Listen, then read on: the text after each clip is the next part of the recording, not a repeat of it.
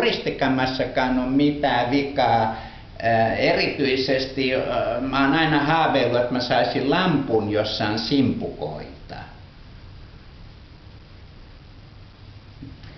Eli, mutta en ole vielä ei ole kohdalle osunut. Täytyy varmaan matkustaa Marokkoon tai Tunisiaan. Siellä myydään halvalla tällaisia.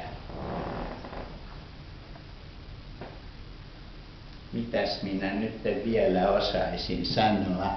Tuossa on Matti Kujasalo tässä nurkassa. Matin tämmöinen veistos ja sitten ensimmäisiä Matin maalauksia, tämä vaaleanpunainen, jonka mä ostin, joka on aika epätavallinen Matin työ, koska nehän yleensä on mustavalkoisia ja on kyllä vähän väriä, mutta en ole nähnyt toista tämmöistä vaaleanpunasta. Ja siellä on Petri Hytösen ensimmäisestä näyttelystä hommattu työ.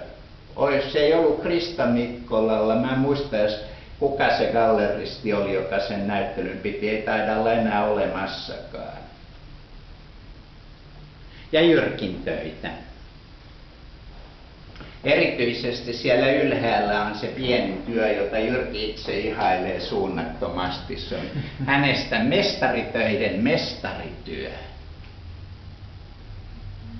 Ja sen alapuolella on tämä lumiukko, joka kuvaa tässä lumiukkomaisuudessaan myös erästä meidän kuuluisaa galleristia.